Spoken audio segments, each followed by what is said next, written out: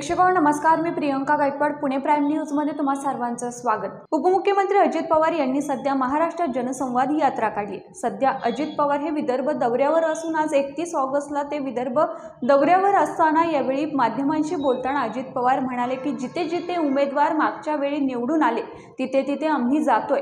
काटोल आणि नागपूरमध्ये लाडकी बहीण योजनेच्या दुसऱ्या टप्प्याचा निधी वितरण करणार आहोत। आतापर्यंत आमचा एक ग्राउंड झाला आहे।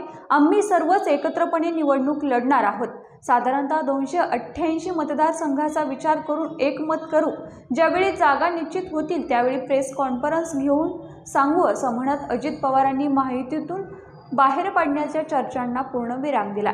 दौरा आहे आज तुमचा। माझा गेल्या अनेक दिवसापासून जनसन्मान यात्रा सुरू आहे आणि आम्ही साधारण पहिल्यांदा टप्प्यामध्ये राष्ट्रवादी काँग्रेस पक्षाचे जिथं जिथं उमेदवार मागच्या निवडणुकीला निवडून आलेले होते त्या ठिकाणी जातोय। आज आमचा काटोलला पण आहे आणि नागपूरमध्ये पण आहे। नागपूरमध्ये आहे तो लाडकी बहीण योजनेचा सेकंड टप्पा पहिला आम्ही पुण्यामध्ये बालेवाडीला केला।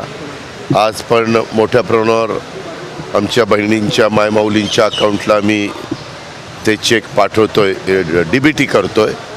त्याच्यावर तो एक कार्यक्रम आहे आणि उद्या पुसद आणि वरुड मोर्शी वरुड तिकडं कार्यक्रम आहे। आता काटोलमध्ये तुमची यात्रा, याचा अर्थ असा होता की काटोलवर दावा केला तुम्ही लढणार।